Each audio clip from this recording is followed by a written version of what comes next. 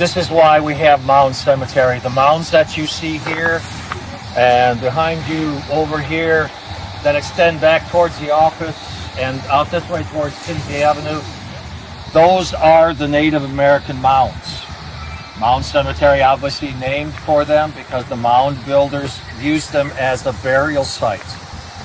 Originally, there were approximately 138 mounds in this area. They went up into where my office is and across the street into where CVS parking lot and Durango's was.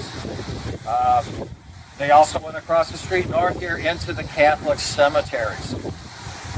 However, these 12 are the only ones that survive today. When Increase Lapham and Dr. Philo Hoy surveyed this area, they thought that it would be a great place, because it already was a cemetery, that we would continue on. However, when they proposed that to the city of Racine, the city of Racine said they did not want to be buried by a bunch of heathens. However, obviously, Philo Hoy and Increase Lapham prevailed, and we have what we have here today, a cemetery that was started back in 1852. But it's not our first cemetery, by the way. Our first cemetery was in the area of what is now Winslow School parking lot. Okay. The second cemetery that we had along the line was owned by Isaac Taylor, and that was over by where the wastewater treatment plant is, the big bubble over there, Roosevelt School. However, it was not uncommon, unfortunately, for the caretakers to have to go after a big storm into the lake and get the caskets that had been washed out into the lake and bring them back and rebury them. Even back then, you couldn't have paid me that much money.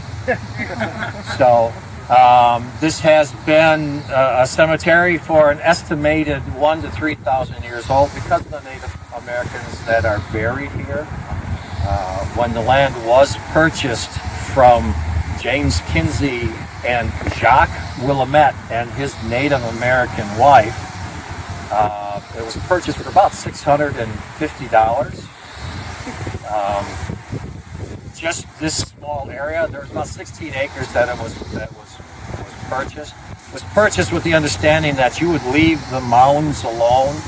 However, one of the first things they did is they dug into the mounds because Native American artifacts were so valuable to people back then as they are now. And that's how they discovered that these heathens that they didn't want to be buried next to were actually buried in an upright position with bark placed around them and facing the rising sun. So kind of ironic that most religions have that view to face the rising sun. When were the markers that are placed on top of that, and when were those put in? This is the only marker you will find that designates this as an Indian mound. When it was placed there, we cannot find. So there are so many records that have been lost, and I don't have an answer for you. I wish I did. I can tell you that between 1 and 3 Native Americans are buried in each mound. What happened to the mounds thrown over by Durango's? They bulldozed them down to make room for progress and pizza. But they didn't move them. They did not move them to my. I do not know. I came when last year when a family wished to make a purchase in here. It was then that I became aware of the extensive network of mounds that were here at one time. So I don't know anything else to say other than I think they bulldozed them down to make room for progress. I have come across no records that say they were moved over to this area. So this actually across the Catholic cemetery across there was owned by the city at one time. Okay. Also up to, I think it's Holy Communion Lutheran Church up on the hill. That also was all cemetery property at one time. So we've been above the river. But see, I know where my parents are buried over there. It's all backfilled with like rock. You right where the mausoleums are, south of there. In that area, there was always a riverbed apparently that went through there. There's an underground. Still did. There's an